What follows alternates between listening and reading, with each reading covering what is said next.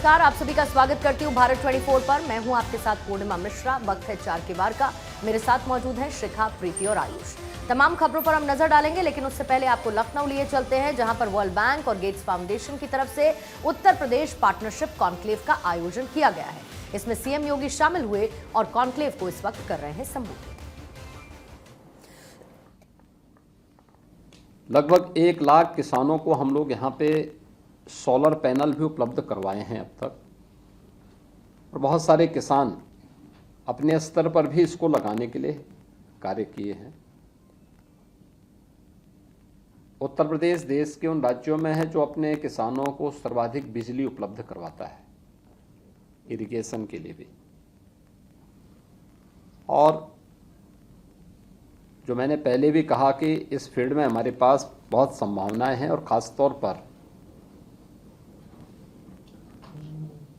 Technology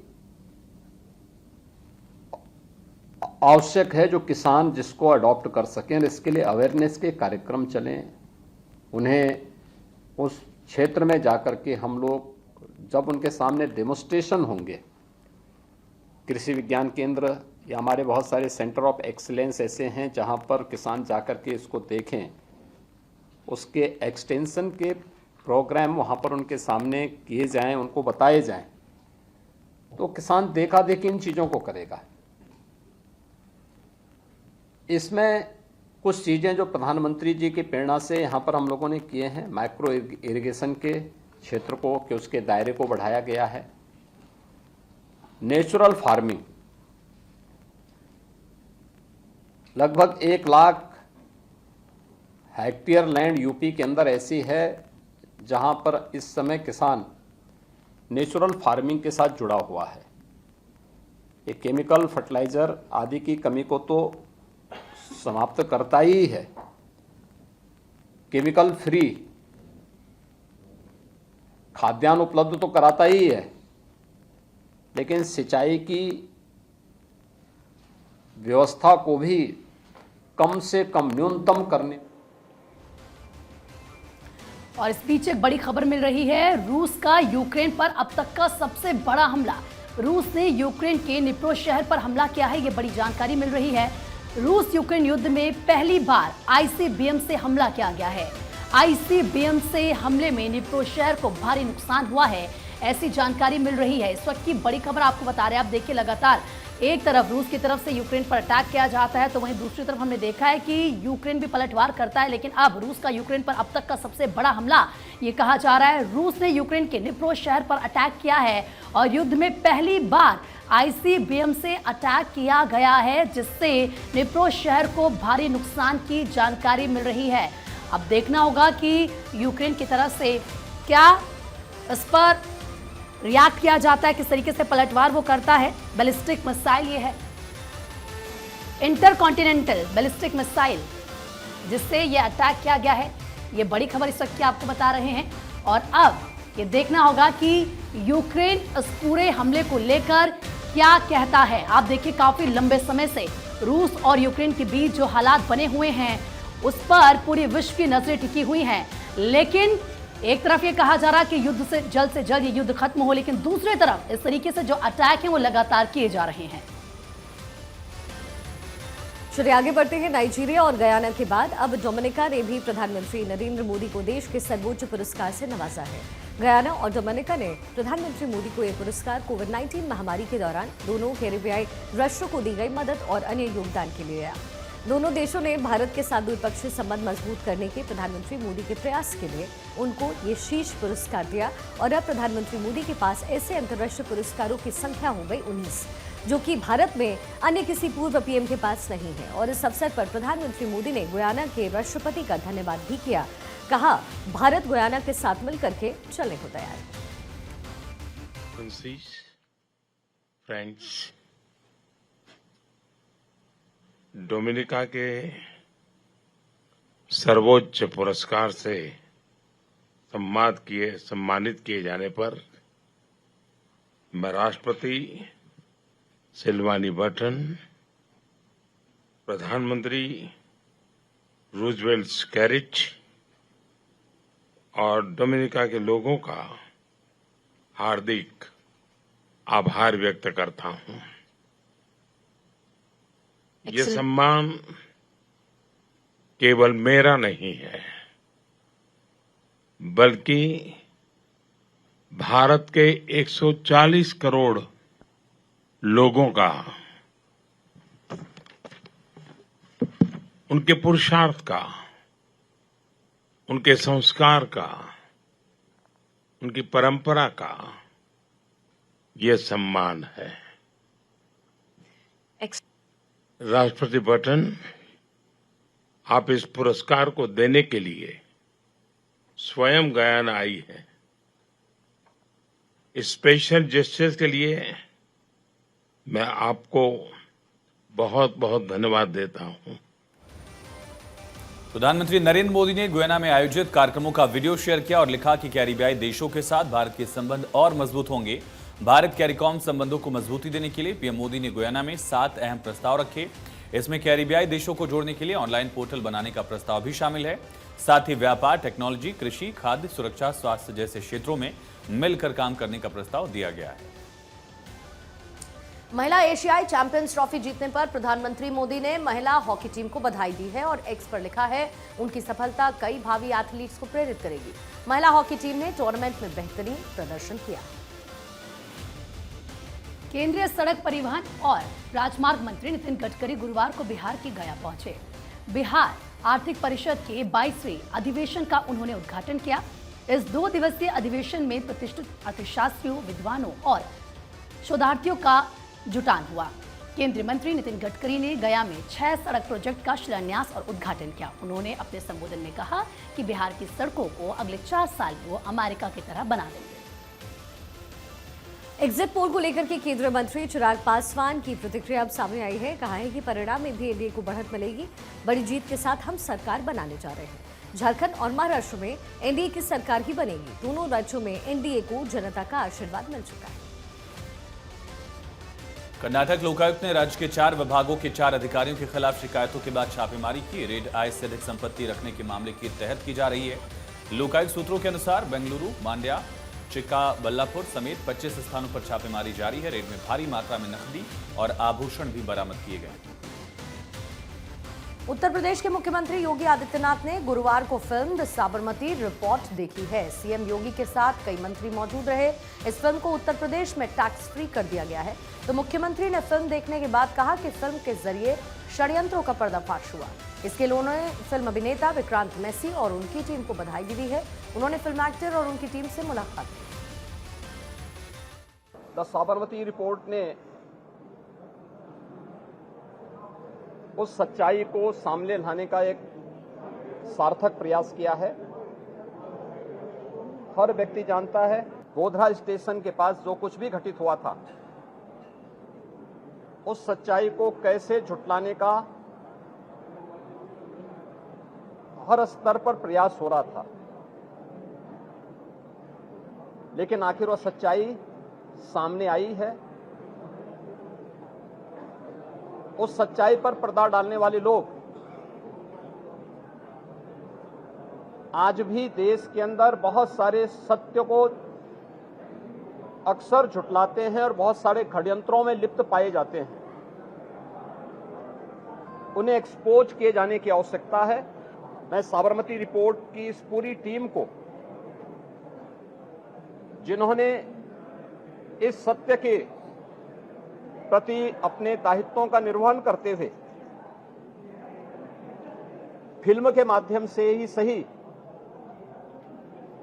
लेकिन वास्तविक सत्य को देश की जनता के सामने एक बड़े रूप में लाने का प्रयास किया है। और मैं तो कहूंगा कि हर भारतवासी को द साबरमती रिपोर्ट को देखना चाहिए। मुख्यमंत्री योगी आदित्यनाथ ने आज सुबह तुलसीपुर स्थित देवी पाटन मंदिर में मां पाटेश्वरी का पूजन किया। इससे पहले मुख्यमंत्री ने मंदिर परिसर में स्थित गौशाला का निरीक्षण किया। मुख्यमंत्री ने गौ सेवा भी की। मुख्यमंत्री ने मंदिर की महंत से व्यवस्था को लेकर जानकारी भी हासिल की। मुख्यमंत्री योगी जब भी बलरामपुर आते हैं तो मंदिर में दर्शन करने के बाद गौ सेवा जरूर करते हैं। बुधवार को उपचुनाव के मतदान के दिन भी वो अयोध्या में रहे और दर्शन पूजन किया। इसके बाद शाम को बलरामपुर आ गए। चलिए खबरों में आगे बढ़ते हैं। आम आदमी पार्टी ने दिल्ली विधानसभा चुनाव के लिए 11 उम्मीदवारों की जो पहली सूची है वो जारी की। आम आदमी पार्टी ने गुरुवार को अपनी राजनीतिक मामलों की समिति की बैठक भी बुलाई है और इसमें चर्चा के बाद विधानसभा चुनाव के लिए 11 उम्मीदवारों का ऐलान किया है। आम आदमी पार्टी ने पहली लिस्ट में कांग्रेस और भाजपा को छोड़ करके आए नामों को प्राथमिकता दी है। 11 में से 6 सीटों पर दूसरे दलों से आए प्रत्याशी घोषित किए गए हैं, जिसमें अनिल झा, बीबी त्यागी, ब्रह्म सिंह तंवर कुछ दिनों पहले ही बीजेपी से आम आदमी पार्टी में आए। इसके अलावा जुबैर चौधरी, वीर सिंह धिंगान और सुमेश शौकीन कांग्रेस से आम आदमी पार्टी में आए हैं। 3 भाजपा से आए और 3 कांग्रेस से आए नेताओं को सबसे पहले टिकट दिया गया। 3 को आपने रिपीट भी किया है। दिल्ली भाजपा नेता और कार्यकर्ताओं ने शीश महल विवाद को लेकर आपके राष्ट्रीय संयोजक अरविंद केजरीवाल के आवास के पास प्रदर्शन किया। इस दौरान पुलिस और भाजपा कार्यकर्ताओं के बीच नोकझोंक भी हुई। दिल्ली भाजपा अध्यक्ष और पार्टी कार्यकर्ताओं समेत भाजपा नेताओं को पुलिस ने हिरासत में लिया था। भारत के नए नियंत्रक एवं महालेखा परीक्षक यानी कि कैग के रूप में के संजय मूर्ति ने गुरुवार को शपथ ले ली है।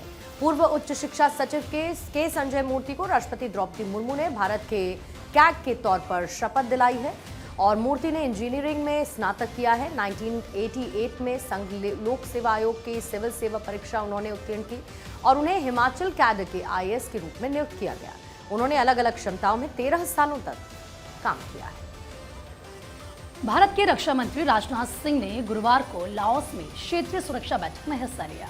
यहां उन्होंने सीमा विवाद, व्यापार समझौतों समेत कई मुद्दों में आसियान देशों को अहम संदेश दिया। राजनाथ सिंह ने कहा कि शांतिपूर्ण वार्ता के लिए सीमा विवाद सुलझाना भारत की प्रतिबद्धता रही है और इस दौरान उन्होंने बौद्ध धर्म का जिक्र करते हुए कहा कि भारत ने हमेशा जटिल वैश्विक मुद्दों को हल करने के लिए बातचीत की वकालत की है। रक्षा मंत्री ने कहा कि शांतिपूर्ण वार्ता को लेकर भारत की प्रतिबद्धता हमेशा से ही रही है। अब आपने देखा होगा इस समय जो लगभग 2.5-3 साल से रशिया और यूक्रेन के बीच लड़ाई चल रही है, जो ही यह वार शुरू हुई थी बराबर रशिया की तरफ से भी बम, तोप, गोली, मिसाइल चल रहे थे, यूक्रेन की तरफ से भी चल रहे थे। वहां भारत के बहुत सारे स्टूडेंट्स, अप्रोक्सीमेटली मोर देन 30,000 के स्टूडेंट्स जो है यूक्रेन में पढ़ते हैं। कोई मेडिकल कोर्स कर रहा है, कोई इंजीनियरिंग कोर्स, कोई मैनेजमेंट कोर्स। स्वाभाविक है कि उनके फादर मदर, उनके गार्जियन जो भारत में रहते हैं, उनको इस बात की चिंता हुई कि क्या होगा हमारे बच्चों का। वो प्राइम मिनिस्टर से मिले, उन्होंने कहा साहब जो भी हो हम नहीं जानते, लेकिन जैसे भी हो इस समय बराबर बम, तोप और गोले चल रहे हैं, मिसाइलें चल रही हैं, कब हमारे बच्चों की जिंदगी चली जाए कुछ कहा नहीं जा सकता। आप उन्हें भारत ले आइए। जो काम दुनिया का कोई देश नहीं कर पाया उसको भारत में करके दिखा दिया। बागेश्वर धाम के पीठाधीश्वर पंडित धीरेन्द्र कृष्ण शास्त्री ने आज से अपनी 9 दिवसीय पदयात्रा शुरू कर दी है। ये पदयात्रा सुबह 8 बजे बागेश्वर धाम बालाजी मंदिर के दर्शन एवं राष्ट्रध्वज फहरा करके प्रारंभ हुई है। हिंदुओं के बीच मौजूद जाति भेदभाव, छुआछूत, अगड़े और पिछड़े का फर्क मिटाने के लिए ये पदयात्रा वो निकाल रहे हैं और इस यात्रा को सफल बनाने के लिए देश के अनेक सनातनी संत बागेश्वर महाराज के संकल्प में साथ खड़े नजर आ रहे हैं। उत्तर प्रदेश पुलिस भर्ती एवं प्रोन्नति बोर्ड ने कांस्टेबल भर्ती परीक्षा का रिजल्ट जारी कर दिया है। उम्मीदवार जो भी इस परीक्षा के लिए शामिल हुए वो यूपी पुलिस के आधिकारिक वेबसाइट upbpb.government.in का रिजल्ट पर चेक कर सकते हैं। लिखित परीक्षा का रिजल्ट, इसके साथ स्कोर, कट ऑफ मार्क और मेरिट लिस्ट भी जारी की गई है। अगस्त में इसकी परीक्षा हुई थी। केंद्रीय खाद्य मंत्रालय ने बुधवार को यह कहा कि सरकार के व्यापक स्तर पर डिजिटलाइजेशन की कोशिशों से देश में पीडीएस में बहुत ज्यादा बदलाव हुआ। 5.8 करोड़ फर्जी राशन कार्ड को रद्द किया गया और इससे ग्लोबल लेवल पर खाद्य सुरक्षा कार्यक्रमों के लिए नए स्टैंडर्ड्स एस्टैब्लिश किए गए। मंत्रालय ने बयान में कहा कि 80.6 करोड़ लाभार्थियों को सेवा देने वाली इस पीडीएस प्रक्रिया में सुधार के तहत आधार के जरिए वेरिफिकेशन और इलेक्ट्रॉनिक रूप से अपने ग्राहक को जाने यानी कि ई-केवाईसी की व्यवस्था से 5.8 करोड़ नकली राशन कार्ड को हटाया जा सका है।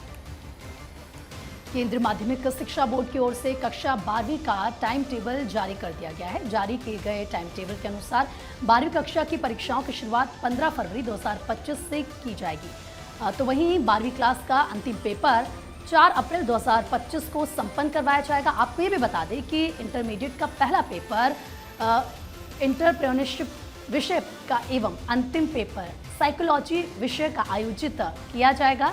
ध्यान रखें कि सीनियर सेकेंडरी क्लास की परीक्षाएं केवल एक शिफ्ट में ही संपन्न करवाई जाएगी।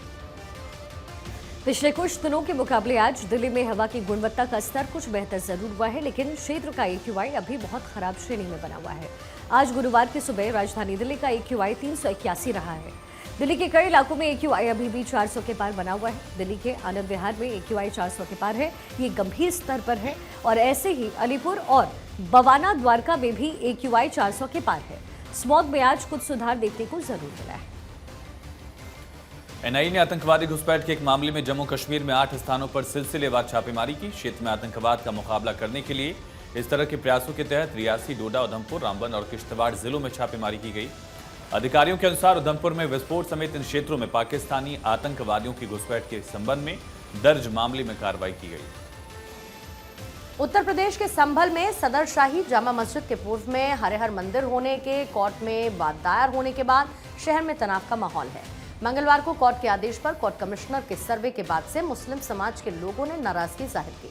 तनाव को देखते हुए इलाके में इस वक्त भारी पुलिस बल की तैनाती है और दूसरे जिलों से भी पुलिस को बुला लिया गया है। बिहार के सीतामढ़ी में बुधवार की देर रात अज्ञात अपराधियों ने एक मुखिया को गोलियों से भून डाला। इस वारदात को अंजाम देकर अपराधियों ने एक बार फिर से जिला पुलिस को चुनौती दी है। घटना की जानकारी मिलते ही मुखिया के परिजन और शुभचिंतक मौके पर पहुंच गए। देखते ही देखते सैकड़ों की भीड़ यहां पर जुट गई। परिजन उन्हें शहर के एक निजी नर्सिंग होम में भर्ती कराने ले गए, लेकिन वहां पर उन्हें मृत घोषित कर दिया गया। परिजनों की शिकायत पर पुलिस ने मामला दर्ज कर दिया और बदमाशियों की तलाश में जुटी हुई है। उत्तर प्रदेश के संत कबीरनगर में पूर्व विधायक ताबिश खां पर मुकदमा दर्ज होगा। विशेष सत्र न्यायाधीश पॉक्सो एक्ट के आदेश पर मुकदमा दर्ज होगा। ताबिश खां 2007 में खिसरहा विधानसभा क्षेत्र से बसपा के टिकट पर विधायक चुने गए। ताबिश पर 9 साल की मासूम के साथ दुष्कर्म करने का गंभीर आरोप है। मामला बखीरा थाना क्षेत्र का बताया जा रहा है। खबर बिलासपुर से, जहां स्कूल में सोते हुए शिक्षिका का वीडियो काफी वायरल हुआ। क्लासरूम में कुर्सी पर पैर रखकर टीचर सोते हुए नजर आ रही हैं। वायरल वीडियो में बच्चे खुद से पढ़ाई करते नजर आए, जिसके बाद से स्कूल की व्यवस्था पर सवाल उठे। प्राथमिक शाला बरेली का ये पूरा मामला।